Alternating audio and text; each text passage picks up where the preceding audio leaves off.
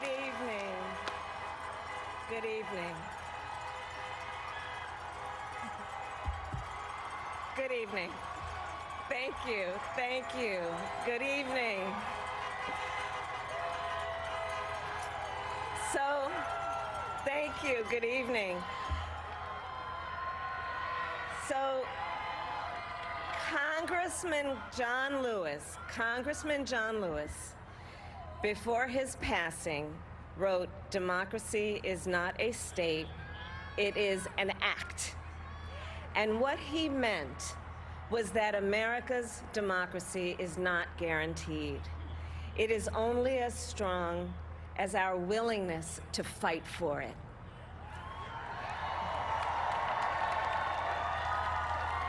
To guard it and never take it for granted. And protecting our democracy takes struggle, it takes sacrifice, but there is joy in it, and there is progress, because we, the people, have the power to build a better future.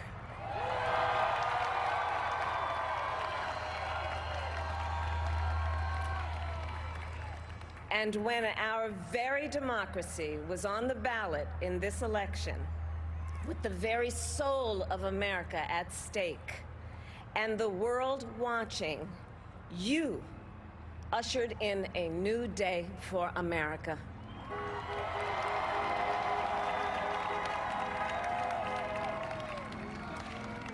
To our campaign staff and volunteers, this extraordinary team, thank you for bringing more people than ever before into the democratic process.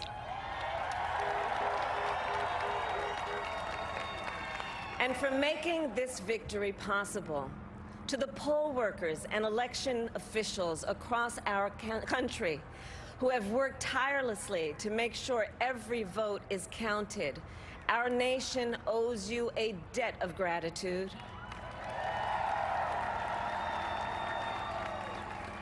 You have protected the integrity of our democracy.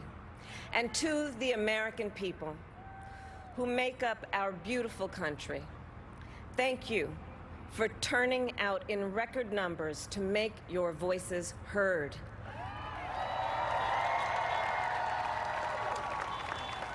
And I know times have been challenging, especially the last several months. The grief, sorrow, and pain, the worries and the struggles. But we have also witnessed your courage, your resilience, and the generosity of your spirit. For 4 years, you marched and organized for equality and justice, for our lives and for our planet. And then you voted.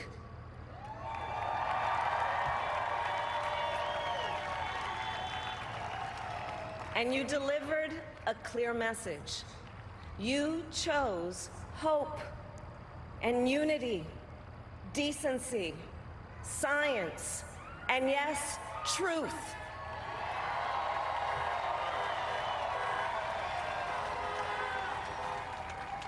You chose Joe Biden as the next president of the United States of America.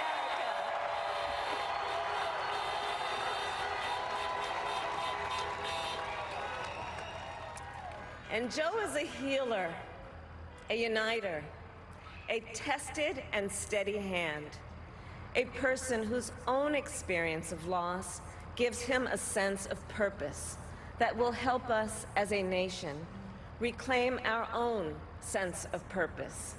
And a man with a big heart who loves with abandon. It's his love for Jill, who will be an incredible First Lady.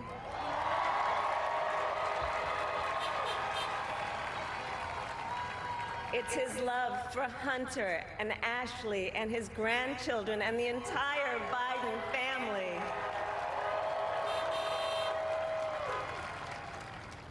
And while I first knew Joe as vice president, I really got to know him as the father who loved Beau, my dear friend who we remember here today.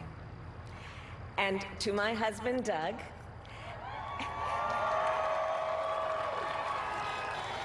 and our children, Cole and Ella, and my sister, Maya, and our whole family. I love you all more than I can ever express.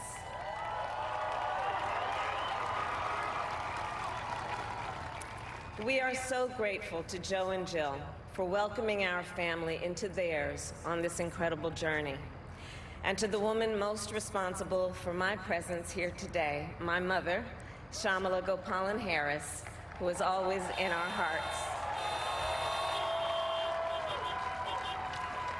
When she came here from India at the age of 19, she maybe didn't quite imagine this moment, but she believed so deeply in an America where a moment like this is possible. And so I am thinking about her and about the generations of women, Black women,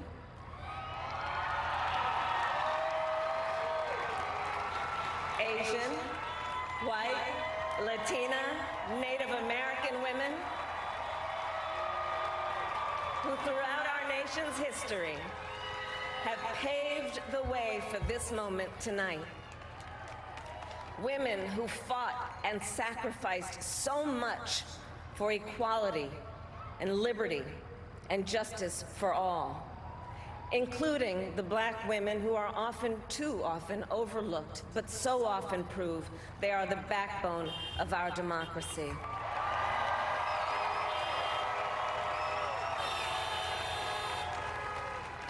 All the women who have worked to secure and protect the right to vote for over a century, 100 years ago with the 19th Amendment, 55 years ago with the Voting Rights Act, and now in 2020 with a new generation of women in our country who cast their ballots and continued the fight for their fundamental right to vote and be heard.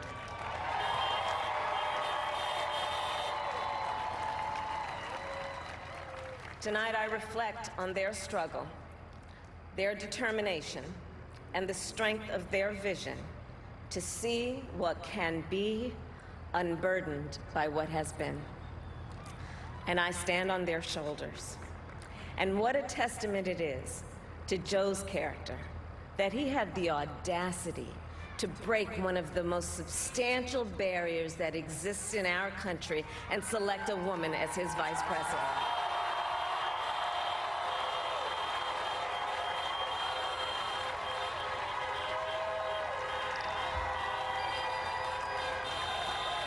But while I may be the first woman in this office, I will not be the last.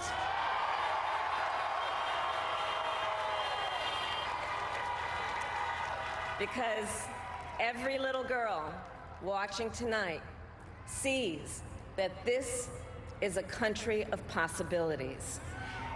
And to the children of our country, regardless of your gender, our country has sent you a clear message. Dream with ambition, lead with conviction, and see yourselves in a way that others may not, simply because they've never seen it before. But know that we will applaud you every step of the way.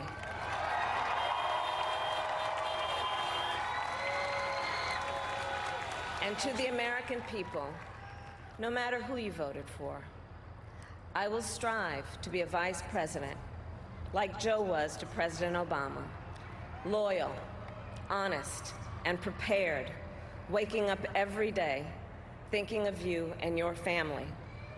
Because now is when the real work begins, the hard work, the necessary work, the good work, the essential work to save lives and beat this epidemic, to rebuild our economy so it works for working people, to root out systemic racism in our justice system and society, to combat the climate crisis, to unite our country and heal the soul of our nation.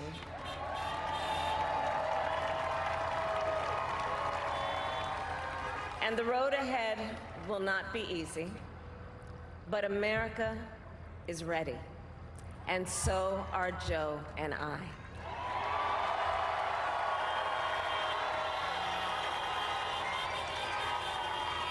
We have elected a president who represents the best in us, a leader the world will respect and our children will look up to, a commander-in-chief who will respect our troops and keep our country safe, and a president for all Americans.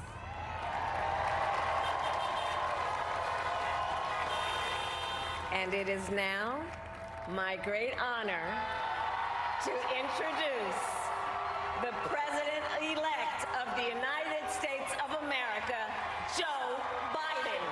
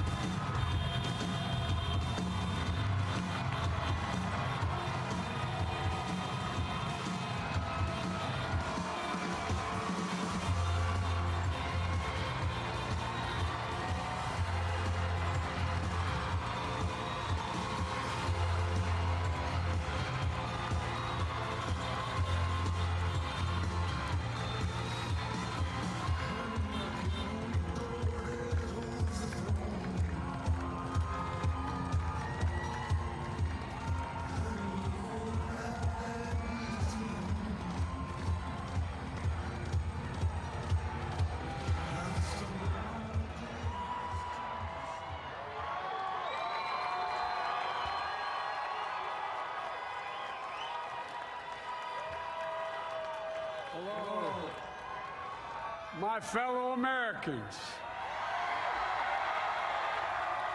and the people who brought me to the dance, Delawareans.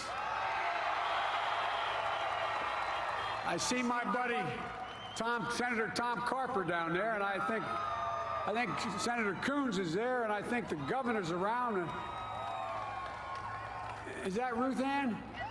And that former Governor Ruth Ann Minner. Most importantly, my sisters-in-law, my sister Valerie. Anyway. Folks, the people of this nation have spoken. They've delivered us a clear victory, a convincing victory, a victory for we the people. We've won with the most votes ever cast on a presidential ticket in the history of the nation. 74 million.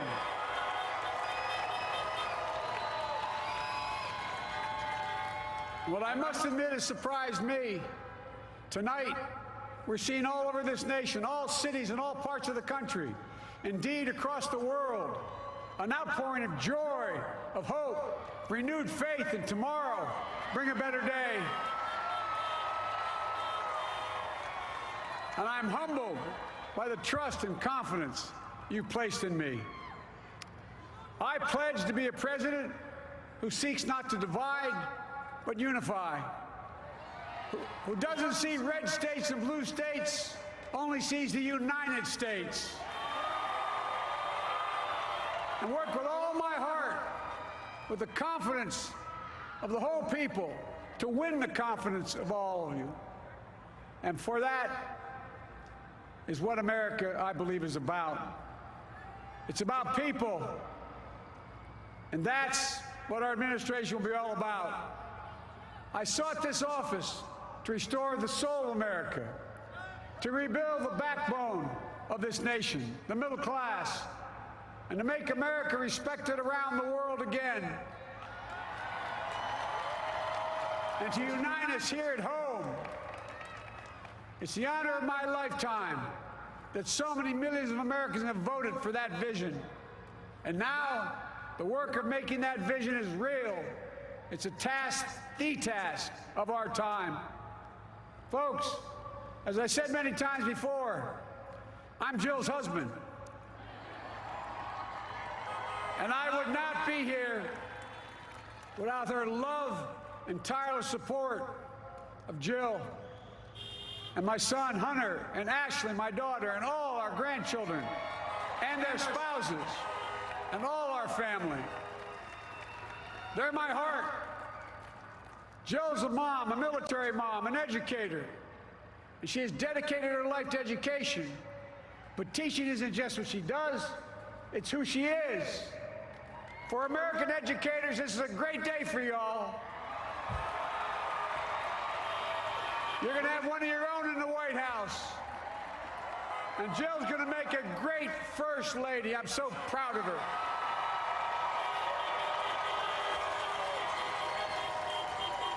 And I'll have the honor of serving with the fantastic Vice President who you just heard from, Kamala Harris,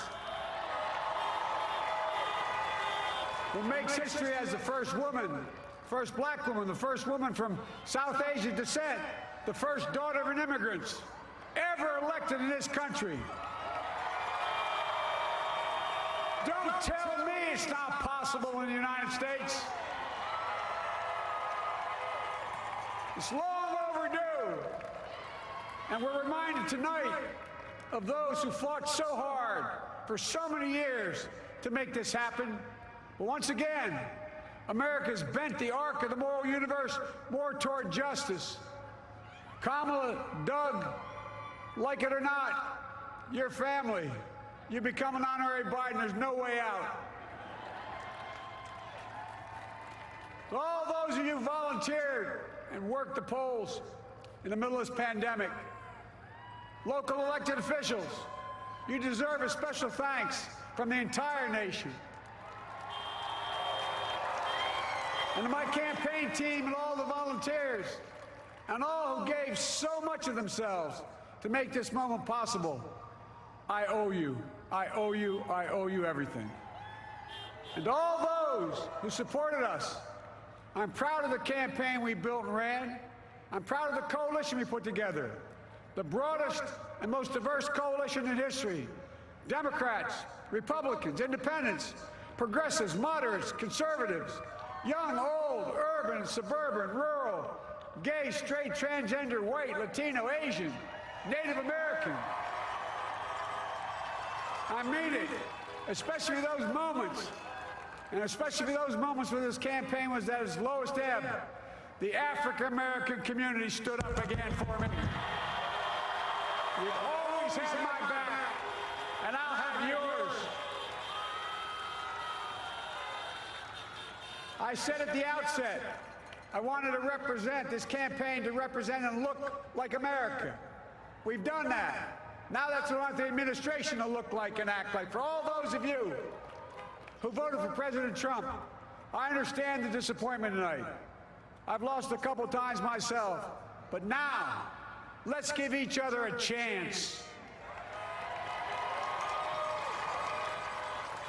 It's time to put away the harsh rhetoric, lower the temperature, see each other again, listen to each other again. And to make progress, we have to stop treating our opponents as our enemies. They are not our enemies. They are Americans. They're Americans. The Bible tells us to everything there is a season, a time to build, a time to reap and a time to sow, and a time to heal. This is the time to heal in America.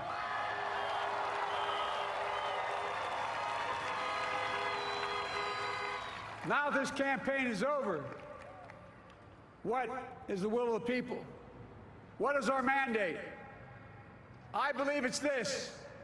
Americans have called upon us to marshal the forces of decency, the forces of fairness, to marshal the forces of science and the forces of hope in the great battles of our time.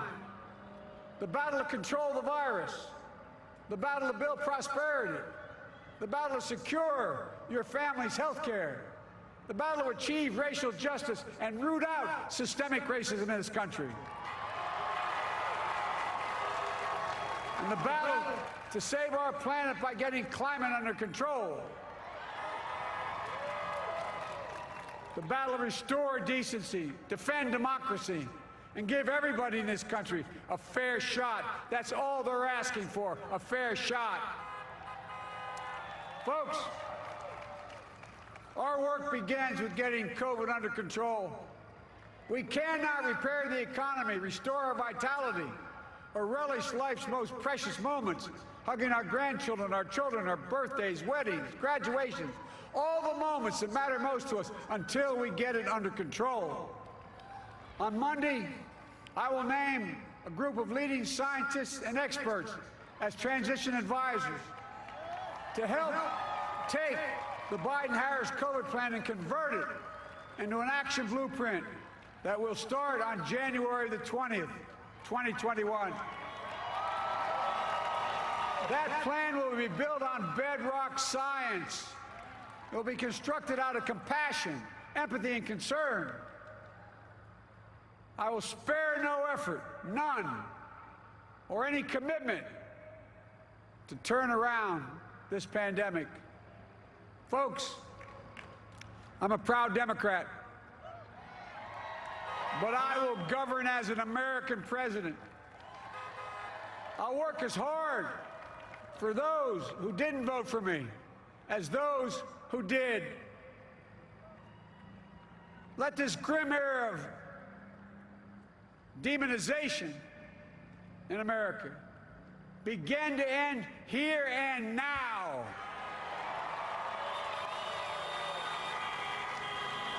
The refusal of Democrats and Republicans to cooperate with one another, it's not some mysterious force beyond our control. It's a decision, a choice we make.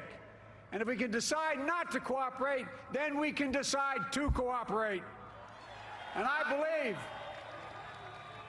that this is part of the mandate given to us from the American people. They want us to cooperate in their interest. And that's the choice I'll make. And I'll call on Congress, Democrats and Republicans alike, to make that choice with me. The American story is about slow yet steadily widening the opportunities in America. And make no mistake, too many dreams have been deferred for too long. We must make the promise of the country real for everybody, no matter their race, their ethnicity, their faith, their identity, or their disability. Folks, America has always been shaped by inflection points, by moments in time where we've made hard decisions about who we are and what we want to be. Lincoln in 1860, coming to save the Union. FDR in 1932, promising a beleaguered country a new deal. JFK in 1960, pledging a new frontier.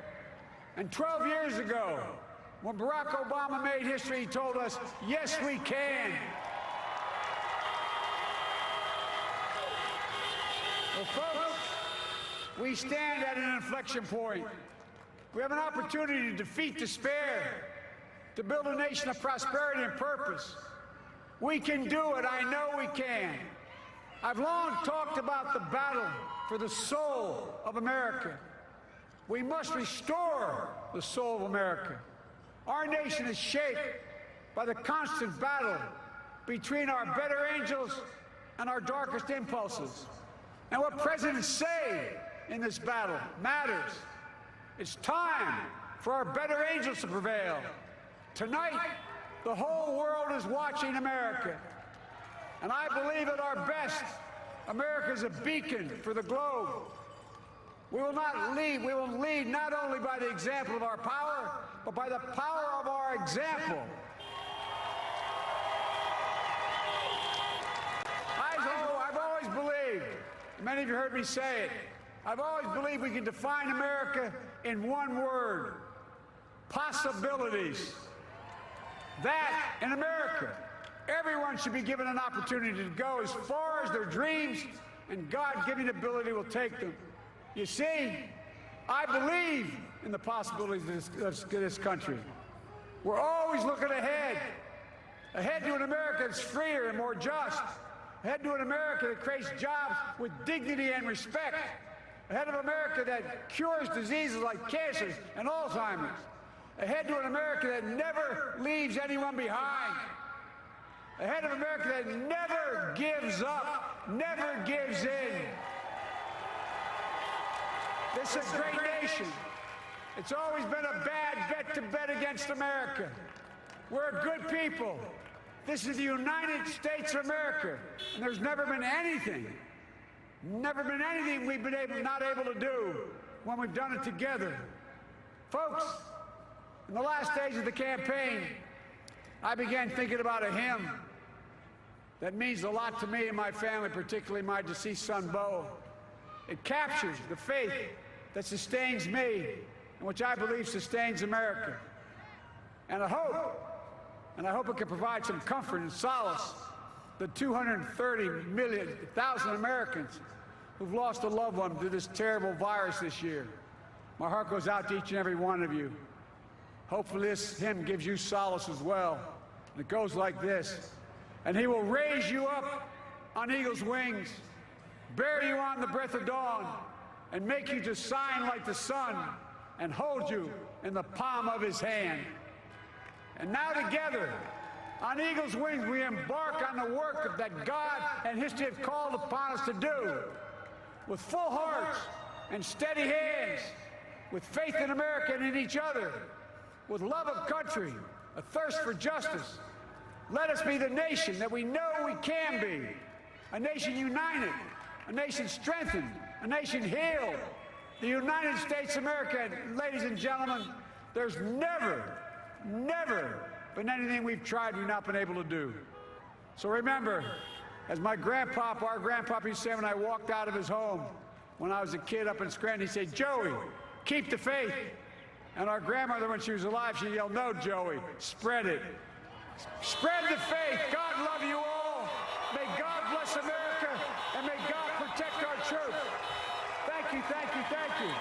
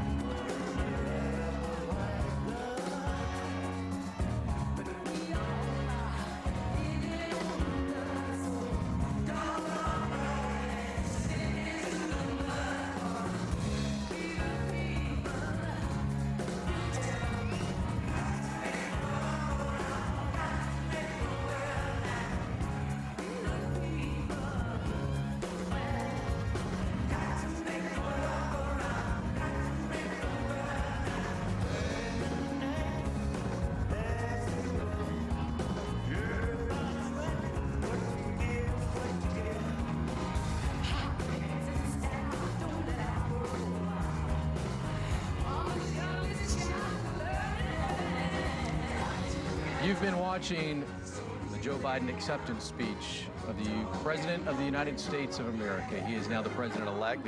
He will be the 46th President of the United States. You saw fireworks. We believe those were drones in the sky as well, Nicole. Right, could have been. We definitely heard some chants of USA, USA there just a moment ago.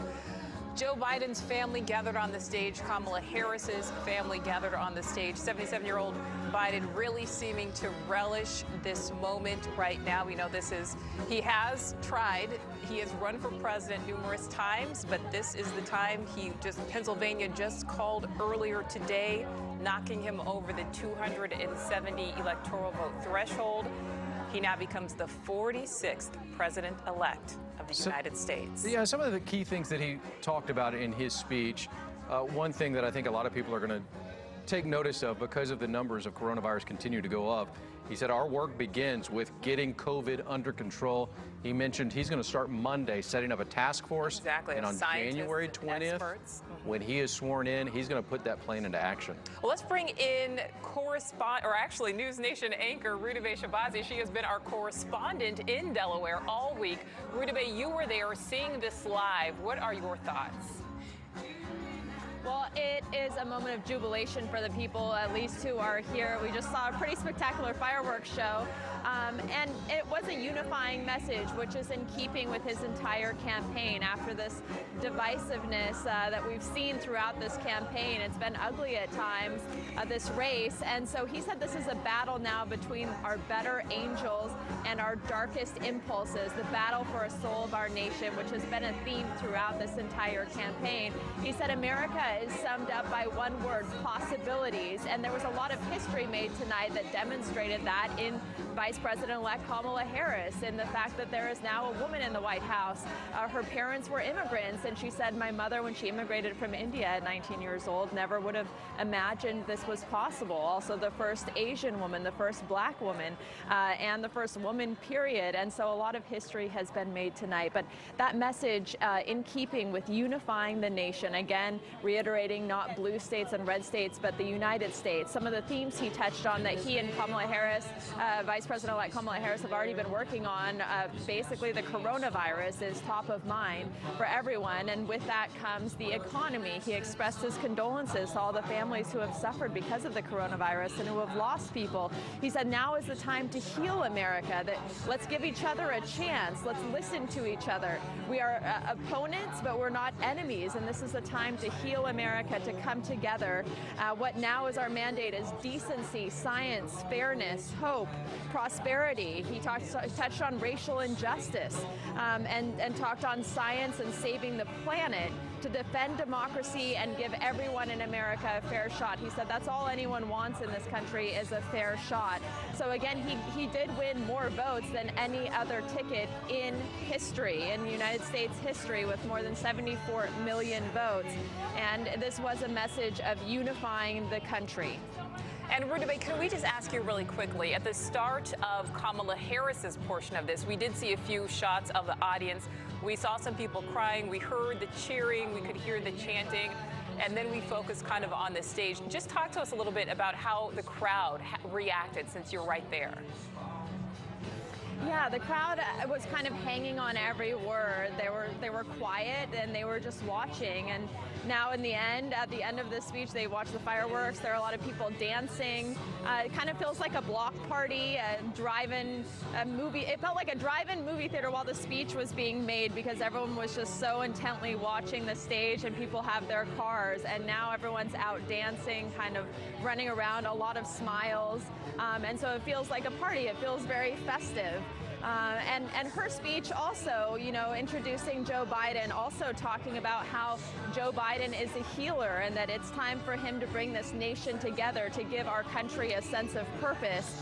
She again touched on her immigrant mother from India and said that for all girls and for all children in this country, maybe now you can see yourself in a way, in any way. Just because you haven't seen it before, it doesn't mean that it's not possible. And so this was a very optimistic speech by both the Vice President-elect and the President-elect tonight. All right, Rudabeh Shabazi reporting for us live all week in Wilmington, Delaware. Thank you so much. We'll check back in with you later.